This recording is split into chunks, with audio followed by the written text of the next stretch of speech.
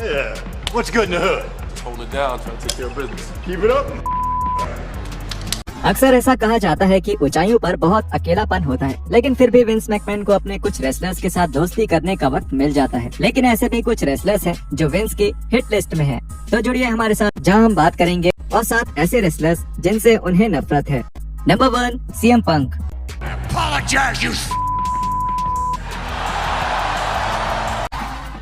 CM Punk और WWE के रिश्ते और भी खराब हो गए जब विंस मैकमैन ने पंक का टर्मिनेशन लेटर उन्हें एजे ली के साथ उनकी शादी वाले दिन ही भेज दिया। हालांकि विंस ने ये दावा किया कि ऐसा गलती से हुआ था, लेकिन इस पर भरोसा करना थोड़ा मुश्किल है। जब डब्ल्यूडब्ल्यूई के डॉक्टर्स ने पंक और कोल्ट कबाना पर मानहानि का केस दर्ज कराया, तब कुछ लोगों को ये विंस मैकमैन का पंक से बदला लेने का एक तरीका लगा। क्या मैकमैन और पंक आगे चलकर एक साथ बिजनेस करेंगे अगर उन्हें इसमें पैसे और Cody Rhodes. For over 2 decades, the McMahons have hated the Rhodes. Cody Rhodes की हिम्मत कैसे हुई कि उन्होंने डब्ल्यूडब्ल्यूई को इसलिए छोड़ दिया क्योंकि वो स्टारडस्ट के किरदार से थक गए थे और डब्ल्यूडब्ल्यूई उन्हें केवल उसी किरदार में देखना चाहता था। उनकी हिम्मत और भी बढ़ गई जब उन्होंने इंडी सर्किट में सफलता हासिल कर ली और खुद को एक नया अवतार दिया, या शायद बस खुद को दुनिया के सामने रखा, न कि डब्ल्यूडब्ल्यूई के किसी घिसे पिटे किरदार को। ऐसा कहा जाता है कि सफलता से बड़ा कोई बदला नहीं होता। तो बस सोचिए कि विंस को कितना गुस्सा आया होगा जब रोड्स ने डब्ल्यूडब्ल्यूई में वापस आने का ऑफर ठुकराकर ऑल एलीट रेसलिंग के लिए काम करने का फैसला किया, और वो भी उनके एक एग्जीक्यूटिव वाइस प्रेसिडेंट के तौर पर। नंबर 5 और 6, द यंग बक्स। एक और एक्ट जिसने विंस मैकमैन को निराश किया था वो थे द यंग बक्स, जिनके शानदार टैग टीम को देखने के बाद डब्ल्यूडब्ल्यूई ने उनके फ्री एजेंट्स बनते ही उन्हें एक बेहतरीन ऑफर दिया था। कोडी की तरह ही उन्होंने डब्ल्यूडब्ल्यूई का ऑफर ठुकराकर एईडब्ल्यू में जाने का फैसला किया, जिसने शायद उनकी कब्र में आखिरी कील का काम किया। निक और मैट जैक्सन के डब्ल्यूडब्ल्यूई के साथ साइन करने से पहले उस टीम ने प्रॉपर इन्वेजन किया था, कुछ वैसा ही जैसा डी जनरेशन एक्स ने 90 के दशक में WCW के साथ किया था।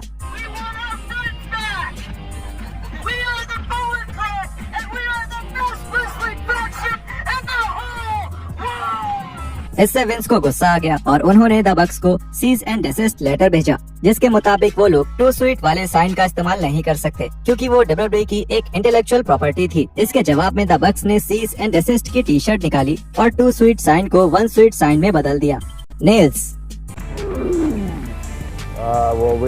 Mr. Nails, I wonder if you'd care to comment. There has been a great deal of speculation. हमारे लिस्ट में शामिल दूसरे रेसलर से अलग इसमें कोई शक नहीं है कि विंस मैकमैन और ये रेसलर एक दूसरे को बिल्कुल बर्दाश्त नहीं कर सकते। 1992 में केविन वचोल्स डब्ल्यूडब्ल्यूई में नेल्स के तौर पर आए, जो एक जेल का कैदी था और बिग बॉस मैन से बदला लेना चाहता था क्योंकि उन्होंने उसे जेल में बहुत मारा था। ब्रेट हार्ट की बायोग्राफी के मुताबिक नेल्स का डब्ल्यूडब्ल्यूएफ के लिए गुस्सा बढ़ता ही जा रहा था और आखिरकार उन्होंने विंस के ऑफिस में जाकर उनका सामना किया, जहां उन्होंने विंस को उनके सीट से गिरा दिया और उनका गला दबाते हुए उनके ऊपर चिल्लाने लगे कि डब्ल्यूडब्ल्यूई ने उनसे झूठ बोला।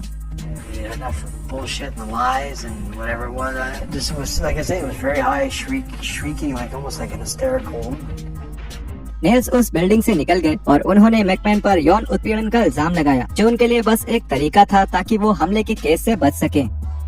खैर, जो भी कारण रहा हो, ये दोनों बहुत बड़े दुश्मन बन गए, लेकिन नेल्स के बदला लेने का तरीका उन्हीं के ऊपर भारी पड़ गया था। विंस मैकमैन के खिलाफ स्टेरॉइड डिस्ट्रीब्यूशन वाले केस में नेल्स यूएस गवर्नमेंट के एक विटनेस थे और शायद वो विंस के खिलाफ गवाही देने के लिए इतने उत्सुक हो गए थे कि उन्होंने मैकमैन के ट्रायल के दौरान कोर्ट रूम में ये कह दिया कि मैं विंस मैकमैन से बहुत ज्यादा नफरत करता हूँ। ये एक ऐसी बात थी कि इससे ज्यूरी को लगने लगा कि वचोल्स की गवाही न्याय के नजरिए से कम और बदले के नजरिए से ज्यादा दी गई थी और इसकी वजह से ही मैकमैन को अंत में छोड़ दिया गया। Jimmy Jacobs. Comes out, and Vince goes, "Oh God, Adam, you should put up your shield."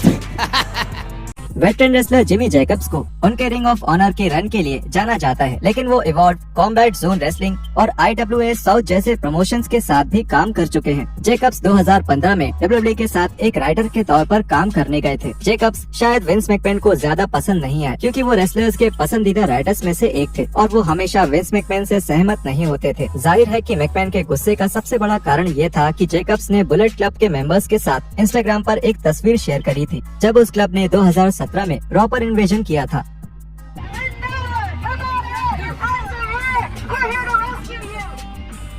Wins शायद जेकब से नाराज हैं, लेकिन जिमी के मन में ऐसा कुछ भी नहीं है, जैसा कि उन्होंने 2019 में बुकर टी को बताया था। मेरे मन में कोई बुरा ख्याल नहीं है, मैंने वहाँ बहुत मजेदार 2.5 साल बिताए हैं, मुझे कोई बुरा नहीं लगा कि उन्होंने मुझे क्यों निकाला। ये पिछले 6 हफ्ते मेरी जिंदगी के सबसे शानदार दिन रहे हैं। अगर विंस मुझे अपने पास रखना चाहते तो वो रख ही लेते। मुझे ये भी नहीं पता कि ये उनके सामने कैसे आया, लेकिन उन्होंने फैसला कर लिया था कि मुझे जाना चाहिए। मुझे उससे कोई दिक्कत नहीं थी, क्योंकि मुझे भी लगता था कि मुझे जाना चाहिए। जिस विंस मैकमैन को हम जानते हैं, वो शायद अब तक भूल भी गए होंगे कि जेकब्स कौन है। You're always reminded you're one weird interaction away with Vince from being fired. Rybak. But I wonder if you realize what people are saying about you. एक इंसान जिसके बारे में शायद विंस भूल चुके होंगे, वो है रायबैक, एक रेसलर जो 2016 में ही WWE से बाहर चले गए थे और उसके बाद से ही वो इस कंपनी के खिलाफ अपनी राय के बारे में बात करते रहे हैं। रायबैक अपने podcast conversations with the big guy के साथ WWE में होने वाली हर घटना के बारे में बात करते हैं। रायबैक ने खुशी खुशी WWE को नहीं छोड़ा था। उनका कॉन्ट्रैक्ट को लेकर एक विवाद हुआ था और उन्होंने कम पैसे मिलने का और क्रिएटिव डायरेक्शन में कमी होने का भी आरोप लगाया था, जिसके बाद WWE ने उन्हें बाहर कर दिया। And I'm done being walked around. I'm done living in fear. And that was the day I just walked. I went to Toronto. I go, take me off this TV show. I'm done. I never saw Vince. I didn't want to see him. I'd had too many conversations with him where he lied to me. अगर किसी को भी Rybak को लेकर wins की नफरत पर शक है तो बस इस केस को देख लीजिए, जब रायबैक अपने नाम को ट्रेडमार्क करवाने की कोशिश कर रहे थे और WWE ने टांग अड़ाने के लिए बिल्कुल आखिरी वक्त में इसे चैलेंज कर दिया था। एक ऐसा चैलेंज जिसको लड़ने में रायबैक का लाखों डॉलर्स तक खर्च हो सकता था। सच में अपने बॉस से पंगा नहीं लेना चाहिए।